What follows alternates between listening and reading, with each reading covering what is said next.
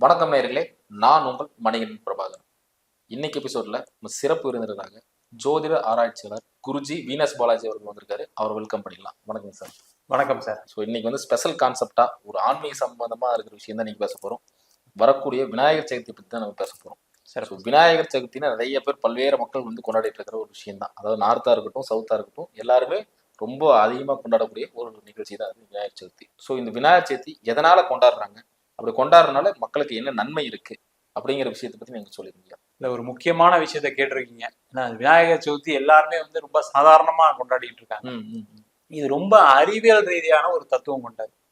ரெண்டாவது, அறிவியலாகவும் ஜோதிட ரீதியாகவும் இந்த விநாயகர் சதுர்த்தி அதிக பெருமை உள்ளது.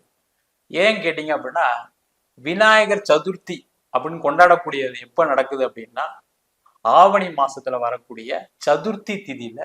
அது மட்டும் இல்லாம அஸ்த நட்சத்திரத்துல விநாயகர் பிறந்ததா ஒரு ஐதீகம். ஏன் அஸ்த நட்சத்திரத்துல பிறந்தாரு, வேற ஏதாவது நட்சத்திரத்துல பிறக்க மாட்டாரா, நிறைய கேள்வி கேட்கலாம். விநாயகர் பிறந்தது யாருக்கும் தெரியாது. பட் இருந்தாலும் ஏன் அப்படின்னு சொல்லும்போது, ஜோதிட ரீதியா பார்க்கும்போது அஸ்த நட்சத்திரம் அப்படின்னு சொல்லக்கூடியது கன்னி ராசியில வரக்கூடிய நட்சத்திரம் ஒண்ணுல. ரெண்டாவது, அந்த கன்னி ராசி அப்படின்னு சொன்னாவே அதுல உச்சமாகக்கூடிய கிரகம் புத பகவான்.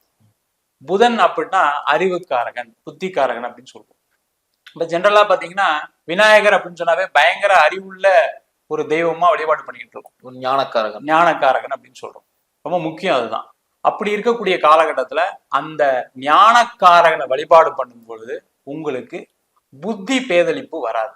இப்ப பாத்தீங்கன்னா நிறைய பேருக்கு என்ன பிரச்சனை அப்படின்னா, நாட்டுல நிறைய தவறான முடிவுகள் எடுக்கிறோம். உண்மையிலே பாத்தீங்கன்னா வாழ்க்கையில நிறைய கஷ்டங்கள் வர்றதுக்கு மிக மிக முக்கிய காரணமே என்னன்னு கேட்டீங்கன்னா தவறான முடிவுகள் தான். அந்த தவறான முடிவுகளுக்கு முக்கிய காரணம் நம்மளுடைய புத்தி. சரிங்களா? நீங்க எந்த அளவுக்கு நல்லா யோசிச்சு ஒரு முயற்சி செய்றீங்களோ, ஒரு செயல் செய்யும் போது கண்டிப்பா அது பெரிய லெவல்ல வெற்றி அடையும். ஒண்ணு. ரெண்டாவது, விநாயக பெருமாள் அப்படின்னு சொல்லும் போது அந்த சதுர்த்தி திதி தான் கொண்டாடுறோம். அதுவும் வளர்பிறையில வரக்கூடிய சதுர்த்தி திதியில கொண்டாடுறோம். சதுர்த்தி திதிக்கான அதிபதி யாருன்னு கேட்டா புத பகவான் தான். அதனாலதான் இன்னும் பெரிய விசேஷம். அப்ப ஆவணி மாசத்துல வரக்கூடிய வளர்பிறை சதுர்த்தியில நீங்க விநாயகர் வழிபாடு பண்ணீங்க அப்படிங்கும்போது உங்களுடைய புத்தி அதிகமா வேலை செய்யும். என்ன செய்யலாம், என்ன செய்யக்கூடாதுன்னு நிறைய தெரியும். அதே மாதிரி விநாயகர் பெருமான் அப்படின்னு சொன்னாவே ஞானக்காரகன் சொல்லுவோம். இப்ப பாத்தீங்கன்னா ஞானம் பெருசா புத்தி பெருசா அப்படின்னு போகும்போது பாத்தீங்கன்னா நிறைய புத்தி ரீதியா யோசிக்கும் போது எது நல்லது எது கெட்டதுன்னு யோசிப்பீங்க. ஆனா எது நல்லது நடக்கும் எது கெட்டது நடக்கும் நம்ம அதை முயற்சி பண்ணும் போதுதான் தெரியும். ஞானக்காரகனா இருக்கும்போது என்னன்னா, நான் செயல் செய்யறேன், அது நல்லதா முடியும் அப்படின்ற அந்த ஒரு ஞானத்தோட செய்யும் போது அது வெற்றி அடையும். இன்னைக்கு most of the businessman ஜெயிச்சிருக்காங்க அப்படின்னா புத்தியை பயன்படுத்தி கிடையாது. நிறைய நேரத்துல ஒரு முடிவு அந்த முடிவு சில நேரங்கள்ல எடுக்கவே கூடாது. நிறைய பேர் சொல்லி கூட சில அவங்களுக்கு ஒரு ஞானம் அவங்க செய்யும் போது அதுல வெற்றி அடைகிறாங்க. நிறைய நேரத்துல அறிவு ரீதியா யோசிச்சவங்க நிறைய தோத்துட்டு தான் இருக்காங்க வாழ்க்கையில. அதற்கு மிக மிக முக்கிய காரணமா தான் இந்த விநாயகர் வழிபாடு பண்றோம். ஒண்ணு. ரெண்டாவது, இந்த விநாயகர் வழிபாடு பாத்தீங்க அப்படின்னா கேது. விநாயகர் அப்படின்னா கேது அப்படின்னு சொல்லுவோம். கேது அப்படின்னு சொல்லும் போது என்ன கேட்டீங்கன்னா, கேது ஒரு தடை பண்ணுவார். முதல்ல விநாயகருக்கு பேரே பாத்தீங்கன்னா விக்ன விநாயகர். விக்ன விநாயகர் விக்னங்களை போக்கக்கூடியவர். விக்னம் அப்படின்னா தடைன்னு அர்த்தம். அந்த காலத்துல பாத்தீங்கன்னா புராணம் என்ன சொல்லுதுன்னா, பார்வதியை பார்க்கறதுக்கு சிவபெருமான் வந்திருக்காரு. அப்ப சிவபெருமானை பார்க்க விடாம தடை பண்ணவர் விநாயகர் தான். அதனாலதான் தலைய அறுத்தாங்க அப்படின்ற மாதிரி புராணம் போகுது. அப்ப சிவபெருமானே தடை பண்ணவர் விநாயக பெருமான். அப்ப நம்மளாம் ஏமாத்திரம் யோசிச்சு பாருங்க. அப்ப கண்டிப்பா வாழ்க்கையில ஏற்படக்கூடிய தடைகளுக்கு மிக முக்கிய காரணமாக இந்த கேது விளங்குது. அப்ப இந்த விநாயகர் வழிபாடு பண்ண என்ன கேட்டீங்கன்னா, அந்த தடைகள் விலகும். அந்த தடைகள் அப்படின்னு சொல்லும் போது நிறைய விஷயங்கள், நீங்க எந்த விஷயமா இருந்தாலும் எனக்கு தடைகள் இருக்கு. எனக்கு நிறைய பேர் சொல்ற விஷயம் என்னன்னா, நான் முயற்சி பண்றேன் கடைசியில தடையா இருக்கு, நடக்க மாட்டேங்குது. ஜோதிட ரீதியாவே நிறைய ப்ராப்ளம் இருக்கு. 5ல கேது இருக்குது, 7ல கேது இருக்குன்னா தாமதம் தடையும் வருது இல்லைங்களா? நீங்க அவ்வளவுதான் யோசிக்க வேணாம். அஸ்வினி நட்சத்திரம் எடுத்துக்கங்க. அஸ்வினி நட்சத்திரக்காரங்க நிறைய முயற்சி பண்ணி கடைசியில ஒரு தடங்கள் வரும். ஒரு வாட்டி எதையும் செய்ய முடியாது. அதே மாதிரி சிம்ம ராசியில வரக்கூடிய மக நட்சத்திரம் எடுத்துக்கோங்க. மக நட்சத்திரமும் அப்படித்தான், நிறைய தடங்கள் வரும். அதெல்லாம் தாண்டிதான் ஜெயிக்க வேண்டியிருக்கும். அதே மாதிரி தனுசு ராசியில வரக்கூடிய மூல நட்சத்திரம், அங்கேயும் பாத்தீங்கன்னா அந்த நட்சத்திரக்காரர்கள் போராட்டம்னா வாழ்க்கையில பெரிய போராட்டமா இருக்கு. அதற்கு மிக மிக முக்கிய காரணம் அது கேதுவோட நட்சத்திரமா இருக்கு. அவங்கெல்லாம் விநாயகர் வழிபாடு பண்ணாங்க அப்படின்னும் போது பெரிய லெவல்ல அது வெற்றி அடையும். அவங்க நினைச்ச விஷயங்கள் எல்லாமே சாதனையா மாறும். அதுக்குதான் பாத்தீங்கன்னா விநாயகர் வழிபாடு வச்சிருக்காங்க. ரெண்டாவது, விநாயகர் அப்படின்னு சொல்லக்கூடியவர் கேதுக்கான காரகர். அந்த கேது உச்சமாகக்கூடிய ராசி விருச்சக ராசி. அந்த விருச்சக ராசியில நீச்சமாகக்கூடிய கிரகம் சந்திர பகவான். அந்த சந்திரன் அப்படின்னு சொல்லும் போது மனசு, உடம்பு. இந்த மனசு உடம்பு நல்லா இருந்தாதான் நீங்க எதையுமே செய்ய முடியும், சாதிக்க முடியும். மனசு சரியில்லை என்ன பண்ணுவீங்க?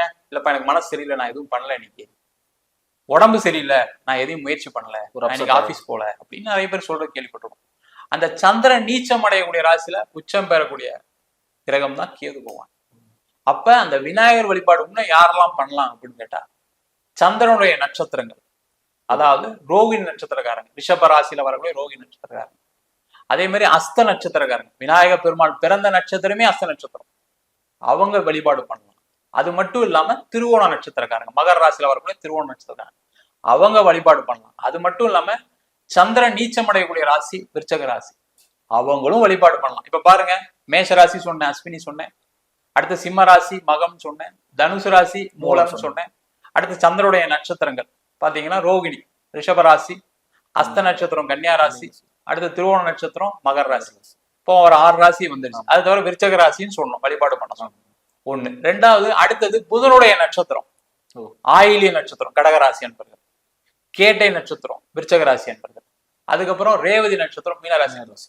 ஆல்மோஸ்ட் பாத்தீங்கன்னா 12 ராசியில எல்லா ராசியுமே கவர் ஆகிற மாதிரி இருக்கும். இந்த 12 ராசியில தான் மக்கள் எல்லாமே பிறந்திருப்பாங்க, உண்மையா இல்லையா? கண்டிப்பா. அப்ப எல்லாருமே வழிபாடு பண்ணணும் அப்படின்றதுக்காக தான் இந்த விநாயகர் சதுர்த்தியை வச்சிருக்காங்க. ஜோதிட ரீதியாவே பார்த்தாலே ஜோதிடருக்கு ஒரு முன்னுதாரணமா இருக்கக்கூடிய கிரகம் வந்து கேது தான். கண்டிப்பா. அந்த கேது பகவானே விநாயகர் தான் இல்லைங்களா? சோ அதோட அதுவும் பாத்தீங்கன்னா விநாயகர் சதுர்த்தி வந்து கிட்டத்தட்ட செப்டம்பர் 7ஆம் தேதி தான் வருது. ஆமா. சோ 7ங்கிறது கேது தான். ஆமா. அப்போ சிறப்பான ஒரு தேதியில தான் இன்னும் வந்து சிறப்பு அதிகம். நீங்க பாத்தீங்கன்னா அந்த 7ஆம் தேதி, அதாவது வந்து இந்த வாட்டி பாத்தீங்கன்னா சனிக்கிழமையில வருது, இன்னும் விசேஷம் ஒண்ணு. அது மட்டும் இல்லாம இந்த நீங்க விநாயகர் சதுர்த்தி கேது ரொம்ப முக்கியம், அதனால ஜோதிட ரீதியா கேது ரொம்ப முக்கியத்துவம் பெறுதுன்னு சொல்றோம். கண்டிப்பா. பாத்தீங்கன்னா ஜோதிடர் எல்லாருக்குமே என்ன சொல்லுவாங்கன்னா, ஒருத்தர்கிட்ட ஜோதிடம் பார்க்க போனா ஒருத்தர் எல்லாரும் மாதிரியும் சொல்றது இல்லை.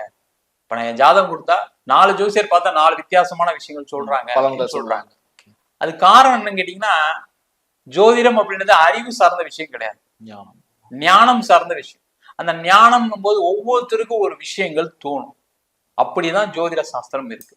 ஆனா எல்லாருக்குமே 9 கிரகம் தான் பார்க்கணும், 27 நட்சத்திரம் தான், 12 ராசி தான், இதுக்குள்ளதான் நம்ம ஜாதகமே அடங்கி இருக்கு. ஆனா நம்ம அதை வச்சு சொல்லும் போது நிறைய வித்தியாசங்கள் வர்றதுக்கு மிக மிக முக்கிய காரணமே அந்த கேது அப்படின்னு சொல்லக்கூடிய அந்த ஞானக்காரகன் ஜாதகத்துல ஏதாவது ஒரு இடத்துல இருக்கும். கண்டிப்பா.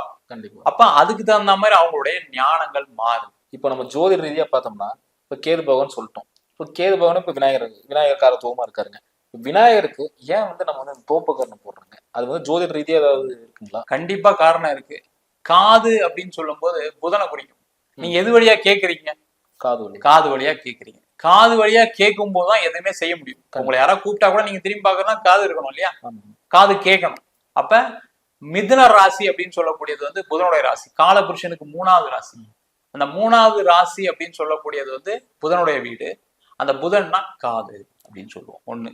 ரெண்டாவது, விநாயகருக்கு ஏன் பண்றோம் அப்படின்னு சொல்லும் போது கேட்டீங்கன்னா, புதன் அப்படின்னா முதல்ல சொன்ன மாதிரி புத்திகாரகன். ஒரு ஜாதகத்துல நீங்க ஒரு புத்திசாலியா இல்லையான்னு தெரிஞ்சுக்கிறது புதனை தான் பார்ப்போம். அப்ப அந்த புதன் சொல்லக்கூடிய வீடு மிதுன ராசி. அந்த புதன் ராசியிலேயே பிறந்தவர் விநாயக பெருமாள். அஸ்த நட்சத்திரம் கன்னியா ராசியில பிறந்தவர் விநாயக பெருமாள். உச்சமாகக்கூடிய ராசி கன்னிராசி புதன். அப்ப அந்த விநாயகர் பெருமானுக்கு 2 காதுல இப்படி கையை வச்சுக்கிட்டு, 2 காது, இந்த கையை இப்படி மாத்தி மாத்தி வச்சுக்கணும். அதான் ஆக்சுவலா உண்மை. அப்படி நீங்க தோப்புக்கரணம் போடும்போது உங்களுடைய புத்தி அதிகமாக வேலை செய்யும். அதனாலதான் பாத்தீங்கன்னா அந்த காலத்துல வாத்தியார் பனிஷ்மெண்ட் தான் அதான் கொடுப்பாங்க, அடிக்க கூட மாட்டாங்க. ஏன் அதை செஞ்சாங்கன்னா காரணம் அதுதான். இன்னைக்கு என்ன சொல்லுது சயின்ஸ்? இன்னைக்கு தோப்புக்கரணம் போட்டா ரைட் பிரெயின் வேலை செய்யுது, லெஃப்ட் பிரெயின் வேலை செய்யுது. நீங்க ஃபாரின்ல பாத்தீங்கன்னா யோகா கிளாஸ்ல முதல்ல சொல்லி கொடுக்கக்கூடிய விஷயமா இதுவா இருக்கு. அப்ப நீங்க அது எவ்வளவு முக்கியத்துவம் வாய்ந்ததுன்னு பாருங்க. அப்ப நம்ம என்ன பண்றோம், அந்த காலத்துல இருந்தே தோப்புக்கரணம் போடு, விநாயகரை பார்த்தா தோப்புகரணம் போடுன்னு சொல்லாத ஆட்கள் யாருமே கிடையாது. அந்த அளவுக்கு மிக சிறப்பு வாய்ந்தது அந்த தோப்புகரணம். அது போட போட ஆட்டோமேட்டிக்கா விநாயகரோட ஆசீர்வாதமும் கிடைக்கும், புத்தியும் நல்லா வேலை செய்யும், எந்த பிரச்சனைலாம் வாழ்க்கையில வரும். விநாயகர் சிலை பாத்தீங்கன்னா ஏன் களிமண்ல பண்றாங்க? ரொம்ப வந்து சிறப்பா கேள்வி கேட்டிருக்கீங்க. ஏன்னா உங்களுக்கு புதன் நல்லா இருக்குன்னு நினைக்கிறேன் ஜாதகத்துல. சரிங்களா? ஏன் அப்படின்னா எவ்வளவு மெட்டீரியல் இருக்கு அந்த காலத்துல இருந்து. பாத்தீங்கன்னா ஜெம்ஸ்டோன்ஸ் எல்லாமே இருக்கு, நவரத்னங்கள் இருக்கு. நவரத்னத்துல பண்ணலாமா விநாயகரை? கண்டிப்பா. ஏன் பண்ணல அப்படின்னா கன்னி ராசி, விநாயகர் பிறந்த ராசி கன்னி ராசி. இந்த கன்னி ராசி அப்படின்னோடனே நில தத்துவ ராசி. பாத்தீங்கன்னா ஜோதிட ரீதியா ராசிகளை பிரிப்போம். நெருப்பு ராசி, காற்று ராசி, நில ராசி, நீர் ராசின்னு பிரிப்போம். அந்த நிலராசி தத்துவம் கொண்டது இந்த கன்னி ராசி. அப்ப அந்த நிலம்னா என்ன? மண்ணுதான். அப்ப மண்ணை எடுத்து பிள்ளையார் வழிபாடு பண்றது இன்னும் சிறப்பு. ரெண்டாவது இதுல இயற்கையும் அடங்கியிருக்கு. இப்ப பாத்தீங்கன்னா மண்ணை எடுத்தீங்கன்னா என்ன ஆகும்னா திருப்பி ஒரு இடத்துல போடலாம். அப்பவே ரீசைக்கிளிங்க பத்தி நம்ம ஆளுங்க யோசிச்சிருக்காங்க. இன்னைக்கு சொல்றோம் நம்ம பிளாஸ்டிக்ஸ் வந்து ரீசைக்கிள் பண்ண முடியல அப்படின்னு சொல்றோம். ஆனா அந்த காலத்துல என்ன பண்ணிருக்காங்க, மற்ற விஷயங்கள் ரீசைக்கிள் பண்ண முடியாது ஒண்ணு. அதே மாதிரி நீங்க வந்து இப்ப நிறைய பேர் வீட்டுல கேள்விப்பட்டிருப்பீங்க, மண்ணு மாதிரி இருக்கேடா அப்படின்னு சொல்றத கேள்விப்பட்டிருப்பீங்க. அப்ப மண்ணு மாதிரி இருக்கேன்னா அந்த மண்ணை விநாயகரா பண்ணி நீங்க வழிபாடு பண்ணும்போது உங்க மண்டையில இருக்க மண்ணு போயிடும், அறிவு வந்துடும். அதுக்காக தான் என்ன பண்ணிருக்காங்கன்னா மண் சிலையை பயன்படுத்திருக்காங்க. ரெண்டாவது நீங்க பாத்தீங்கன்னா ஒரு இடத்துல மண் அதிகமா கிடைக்கும். அதே மாதிரி ஒரு இடத்துல நீங்க போட போட ஒரு இடத்துல விசர்ஜனம் சொல்லுவாங்க. விநாயகர் சதுர்த்தி முடிஞ்ச உடனே அதை ஒரு இடத்துல ஆத்துல போடுறது, கடல்ல போடுறது. அப்ப அந்த மண்ணு எங்கேயும் போகாம நம்ம கூடயே இருக்கும். கடைசியில ஜெயிக்கிறது மண்ணு தான்.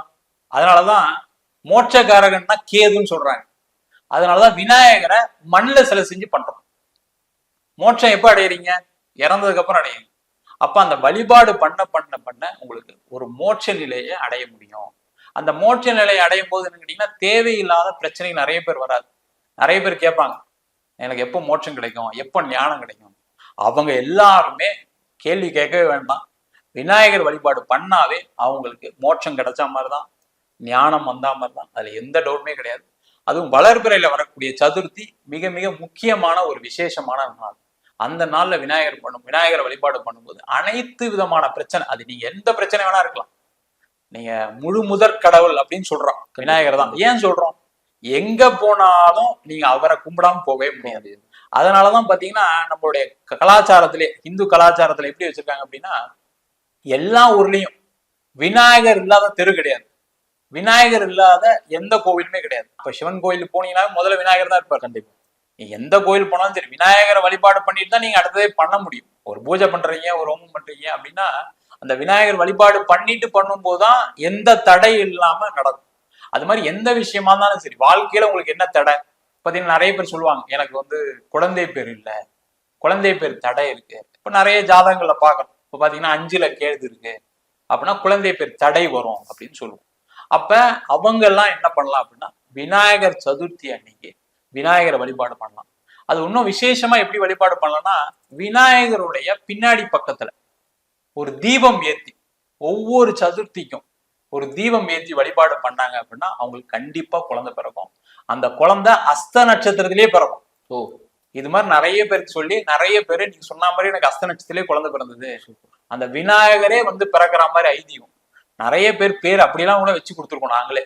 அந்த மாதிரிலாம் நிறைய நிகழ்ச்சிகள்லாம் நடந்திருக்கு. 7ல இருந்த பரிகாரம் 7ல் இருக்கு. இப்ப பாத்தீங்கன்னா 7ல் இருக்குன்னு நிறைய பேருக்கு திருமண தடை இருக்கும், திருமணத்துல பிரச்சனைகள் வரும். அப்ப அந்த விநாயகர் வழிபாடு நீங்க ரெகுலரா பண்ணீங்க அப்படின்னா உங்களுக்கு விநாயகர் வழிபாடு வருஷத்துக்கு ஒரு தடவை பண்றோம். ஆனா ஜென்ரலாவே நீங்க விநாயகர் வழிபாடு பண்றது நல்லது. இதை இந்த நாள் வச்சது காரணம் அந்த புதன் உச்சமாகக்கூடிய ராசியில வச்சிருக்காங்க. அப்ப நீங்க விநாயகர் வழிபாடு பண்ணீங்க அப்படின்னா கண்டிப்பா கல்யாணம் நடக்கும். அது எந்த ராசியில இருக்கு அப்படின்னு பார்த்து அந்த கிழமைகள்ல நம்ம ஜாதகம் பார்த்து, அதான் நம்ம ஜோதிடரோட வேலையை. கண்டிப்பா எல்லாருமே விநாயகர் வழிபாடு பண்றாங்க. அது எந்த நாள்ல பண்ணா இன்னும் சீக்கிரமா நடக்கும். அப்ப ஜாதகத்துல இருக்கக்கூடிய எந்த ராசியில இருக்காரு, எந்த நட்சத்திரத்துல இருக்காரு அப்படின்னு பார்த்தா அந்த கிழமைகள்ல விநாயகர் வழிபாடு பண்ணும்போது கண்டிப்பா நடக்கும். அதுக்கு ஆரம்ப நாள் தான் இந்த விநாயகர் சதுர்த்தி. 9ல் கேது இருந்தா என்ன ஆகும்னு கேட்டீங்கன்னா அப்பா கூட கருத்து வேறுபாடு ஏற்படும். நிறைய பேரு மதம் மாறுறதுக்கான ஒரு வாய்ப்பை அந்த 9ஆம் இடத்துல கேது இருந்தா கொடுக்குது. நிறைய பேர் என்ன பண்ணுவாங்கன்னா சில மன ரீதியா பாதிக்கப்பட்டு அப்பா கிட்ட சண்டை போடுவாங்க, அப்பா எனக்கு எதுவுமே தரல அப்படின்னும் போது அந்த மதம் மாறுறதுக்கான வாய்ப்புகள் உண்டு. அது மட்டும் இல்லாம அப்பா கூட அதிகப்படியான சண்டைகள், ஒரு விரக்தி, ஒரு கருத்து வேறுபாடு ஏற்படும். அப்ப என்ன ஆகுனா, வாழ்க்கையில எனக்கு அப்பாவே எதுவுமே சப்போர்ட் பண்ணல அப்படின்னு சொல்றவங்க எல்லாருமே இந்த விநாயகர் வழிபாடு பண்ணா ஆட்டோமேட்டிக்கா உங்க லைஃபே பயங்கர டிராஸ்டிக் சேஞ்ச் வரும். நம்ம விநாயகர் சதுர்த்தி அன்னைக்கு மேக்ஸிமம் பாத்தீங்கன்னா கொண்டக்கடலையும் கொழுக்கட்டையும் செய்யறோம். ஸோ அதுக்கு ஐதீகம் தான் இருக்குங்களா? கண்டிப்பா இருக்கு. கொண்டக்கடலைக்கு பெருசா இல்ல, கொழக்கட்டை அப்படின்னு சொல்லும் போது பாத்தீங்கன்னா, ஏன் விநாயகருக்கு வேற ஏதாவது வைக்கலாமே, நிறைய படைக்கலாமே, எவ்வளவு ஸ்வீட்ஸ் இருக்கு, எல்லாமே படைக்கலாம். ஆனா கொழக்கட்டை ஏன் படைக்கிறாங்க அப்படின்னா, கொழக்கட்டை அப்படின்னு சொல்லக்கூடியது வந்து மாவு, அரிசி மாவு. அரிசி மாவு, அரிசி அப்படின்னாவே சந்திரனுடைய காரகம். விநாயக பெருமான் பிறந்ததே அஸ்த நட்சத்திரம், சந்திரனுடைய நட்சத்திரத்திலே. அதனால அந்த அரிசி மாவுல இனிப்பு வச்சு, இனிப்பு அப்படின்னு சொல்லக்கூடியது வந்து பாத்தீங்கன்னா உங்களுக்கு வெல்லம் பூரணம் மாதிரி பண்ணி அதுக்குள்ள வச்சு, அது இனிப்பு. அது வேற ஒண்ணும் கிடையாது, இனிப்புன்னு எடுத்துக்கலாம். நீங்க வெல்லம் அப்படிலாம் போகாம இனிப்புன்னு எடுத்துக்கலாம். அந்த இனிப்புன்னு சொல்லக்கூடியது சுக்கிரன். சரிங்களா? சுக்கிரன் நீச்சமாகக்கூடிய ராசி கன்னிராசி. ஆமாங்க. எப்படி பாருங்க, அந்த காலத்துல எல்லா விஷயங்களும் பார்த்து பார்த்து செஞ்சிருக்காங்க. அப்ப அந்த வெள்ளத்தினால செய்யப்படக்கூடிய பூர்ணத்தை நீங்க அரிசி மாவுல வச்சு வேக வச்சு நீங்க சாப்பிடும் போது, சாப்பிடறதுக்கு முன்னாடி என்ன பண்றோம், விநாயகருக்கு படைச்சிட்டு நம்ம சாப்பிடுறோம். அப்ப கண்டிப்பா யாரெல்லாம் சந்தோஷமா இருக்கும்னு நினைக்கிறாங்களோ அவங்க இந்த கொலக்கட்டை சாப்பிடுறது மூலமாக மிகப்பெரிய சந்தோஷம் அடைவாங்க. சப்ஸ்கிரைபர்களுக்காக, அதாவது விநாயகர் சதுர்த்தி அன்னைக்கு எப்படி நம்ம வழிபடணும்? இல்ல, வழிபாடுன்றது வந்து நீங்க நிறைய பேர் நினைக்கிறாங்கன்னா பெரிய லெவல்ல பண்ணுவோம், அப்படிலாம் கிடையாது. விநாயகர் வந்து ரொம்ப சாதாரணமானது. அதனாலதான் பாத்தீங்கன்னா ரோட்ல எல்லாம் வச்சிருக்காங்க. அவர் ரொம்ப எளிமையான ஆள். அவரை நீங்க வழிபாடு பண்றதுக்கு ரொம்ப பெருசாலாம் எதுவுமே செய்ய வேண்டாம். முடிஞ்சா விநாயகர் வாங்குங்க, ஓகே, ஒண்ணு. ரெண்டாவது, விநாயகர் மண் விநாயகர் வாங்குங்க தயவு செய்து, அதான் ரொம்ப முக்கியம். அந்த மண் விநாயகர் வாங்கி நீங்க வீட்டுல அருகம்புல் மாலை, அவர் ஒண்ணும் பெருசாலாம் கேட்கல, வாசல்ல கிடைக்கும், இல்ல இப்ப நீங்க விற்கிறாங்க, அந்த அருகம்புல் மாலைல ஒரு மாலை நீங்க விநாயகருக்கு போட்டீங்கன்னாவே உங்களுடைய பிரச்சனைகள் எல்லாமே தீரும். நீங்க என்ன வேண்டுதல் வச்சாலும் கொடுப்பாரு. அதுக்கு மேல என்னால நல்லா செய்ய முடியும் அப்படின்னா கொழுக்கட்டை, சரிங்களா? இதுக்கப்புறம் வந்து ஒரு காய் இருக்கு, நீங்க பாத்தீங்கன்னா வில்வ மரத்துல வரக்கூடிய ஒரு காய் இருக்கு, ஒரு பழம் ஒண்ணு இருக்கும், பாத்தீங்கன்னா ஓடு நல்லா ஹெவியா இருக்கும், சரிங்களா? அந்த பழத்தை, அந்த காய் இந்த சீசன்ல மட்டும்தான் வரும். அந்த ஏன் அப்படின்னா அது வந்து சூரியனுடைய காரகம். அப்ப நீங்க அதை வச்சு வழிபாடு பண்ணீங்கன்னா இன்னும் சந்தோஷப்படுவார் விநாயகர் பெருமான், சரிங்களா? அதை செய்யலாம், ஒண்ணு. ரெண்டாவது, கொழுக்கட்டையில நிறைய வகைகள் இருக்கு. நீங்க வெறும் வந்து கொழுக்கட்டைன்னு பொதுவா பேசிட்டீங்க, ஆனா கொழுக்கட்டையில பாத்தீங்கன்னா ஸ்வீட் கொழுக்கட்டை இருக்கு, கார கொழுக்கட்டை செய்வாங்க, எள்ளு கொழுக்கட்டையும் செய்வாங்க. எள்ளு கொழுக்கட்டை, ஆமா. காரம் அப்படின்னு சொல்லும் போது செவ்வாயோட காரகத்தை வந்துடும். அரிசி மாவுனா சந்திரன், அப்ப செவ்வாய் சந்திரன். அதுக்கப்புறம் எள்ளு அப்படின்னு சொல்லக்கூடியது வந்து என்னன்னா சனியுடைய காரகத்துக்கு வந்துடும், சனி சந்திரன். அப்ப என்ன பண்ணலாம் அப்படின்னா, யாரெல்லாம் உத்திரட்டாதி நட்சத்திரத்துல பிறந்திருக்காங்க, அனுஷ நட்சத்திரத்துல பிறந்திருக்காங்க, பூச நட்சத்திரத்துல பிறந்திருக்காங்க, அவங்க எல்லாம் என்ன பண்ணலாம் அப்படின்னா எள்ளு கொழுக்கட்டை செஞ்சு சமர்ப்பணம் பண்ணிட்டு பிரார்த்தனை பண்ணா நடக்கும். சூப்பர், நினைச்ச விஷயங்கள் நடக்கும். எனக்கு வந்து பாத்தீங்கன்னா சொத்து நிறைய வாங்கணும், எல்லாருக்குமே ஒரு ஆசை இருக்கும் இல்லையா? கண்டிப்பா வீடு வாங்கணும், ஒரு சின்ன ஒரு வீடாவது வாங்கிடுங்க, காக்காணி நிலமாவது வாங்கிடுங்க அப்படின்னு ஒரு ஆசை இருக்கும். அவங்க எல்லாம் என்ன பண்ணலாம் அப்படின்னா கார கொழுக்கட்டை படைச்சு வழிபாடு பண்ணாங்க அப்படின்னா கண்டிப்பா அடுத்த விநாயகர் சதுர்த்திக்குள்ள வீடு வாங்கிடுவாங்க. யார் ஜாதகத்துல சந்திரன் செவ்வாய் சேர்க்க இருக்கோ அவங்க எல்லாம் சொத்து வாங்காம போக மாட்டாங்க.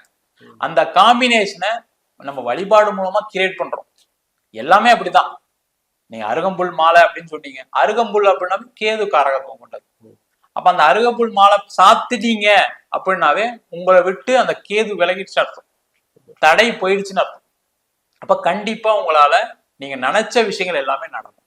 இப்ப சந்திரன் சுக்கிரனா நம்ம இனிப்பு, கண்டிப்பா சந்திரன் சுக்கிரன் இருக்கு. இப்ப பாத்தீங்கன்னா எனக்கு வந்து நான் நிறைய எங்க வீட்டுல ஆடம்பரமா இருக்கணும் அப்படின்னா நீங்க இனிப்பு கொழுக்கட்டை பயன்படுத்தினீங்க, அவருக்கு பிரார்த்தனை பண்ணி நைவேத்தியம் பண்ணீங்க அப்படின்னா கண்டிப்பா அனைத்து சுகபோக வாழ்க்கையும் உங்களுக்கு கிடைக்கும். சூப்பர் சூப்பருங்க. அதே மாதிரி கேது தசை நடக்கிறவங்களுக்கும் இது பண்ணலாம் இல்லைங்களா? கேது தசை நடக்கிறவங்க கண்டிப்பா விநாயகர் வழிபாடு பண்ணணும். நிறைய ஜாதகத்துல பாத்தீங்க அப்படின்னா அஸ்வினி நட்சத்திரத்துல பிறந்தவங்க எல்லாரும் கண்டிப்பா பண்ணணும்னு சொல்லியிருக்கோம்.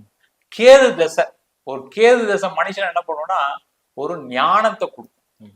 அந்த ஞானம்ன்றது என்ன அப்படின்னா நான் யார் அப்படின்னு ஒரு கேள்வியை தனக்குள்ள ஏற்படுத்தக்கூடிய தசை தான் கேது தசை.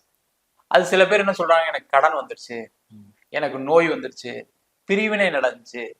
எல்லாத்துக்குமே அடிப்படையான காரணம் என்ன, நம்ம யாருன்னு தெரிஞ்சுக்காம இருக்கிறது தான். அப்ப நம்ம பத்தி தெரிஞ்சுக்கிட்டோம் அப்படின்னா முதல்ல கடன் வருமா? வராது. அதே மாதிரி நோய் அப்படின்னு சொல்லக்கூடியது வந்து ஒண்ணு உணவு ரீதியா வரக்கூடிய நோய் இருக்கு, ஹெரிடிட்டரியா வரக்கூடிய நோய் இருக்கு. அந்த நோய்க்கும் காரணம் என்னன்னா நம்மளுடைய முன்னோர்கள், நம்ம கர்மா அப்படிதான் இருக்கு. அப்ப நம்ம யாரும் தெரிஞ்சுட்டா அதெல்லாம் தவிர்க்கிறதுக்கான வழியை பண்ணலாம். அதே மாதிரி பாத்தீங்கன்னா பிரிவினை எப்படி வருது? அதிகமா நம்ம நம்புறோம், அதிகமா ஆசைப்படுறோம், அப்ப அங்கேயும் ஒரு ஏமாற்றம் வருது. இதெல்லாம் கண்டிப்பா கேது தசை நடந்தே தீரும். அது யாரா இருந்தாலும் தெரியும். கடவுளே பிறந்தா கூட கேது தசை வருது அப்படின்னா அவங்களுக்கு கண்டிப்பா நோய் வரும், கடன் வரும், பிரிவினை சந்தித்தே ஆவாங்க. ரொம்ப சிறப்பா சொல்லியிருந்தீங்க. இந்த விநாயகர் சதுர்த்திக்கு என்னென்ன ஹிடன் டீடைல்ஸ் எல்லாம் இருந்துச்சோ இந்த சீக்கிரட்ஸ் எல்லாமே நீங்க ரிவீல் பண்ணிட்டு ரொம்ப சந்தோஷம். ஏன்னா நேயர்களுக்கு வந்து இது ரொம்ப ஒரு அற்புதமான ஒரு பதிவா இருக்குன்னு நான் நம்புறேன். ஸோ நேயர்களே, இது உங்களுக்கு ஒரு அற்புதமான பதிவு தான். இதே மாதிரி காணொலியில் சந்திக்கும் முறை உங்களிடமிருந்து விடைபெறுவது உங்கள் மணிகண்டன் பிரபாகரன். நன்றி, வணக்கம். வணக்கம் சார்.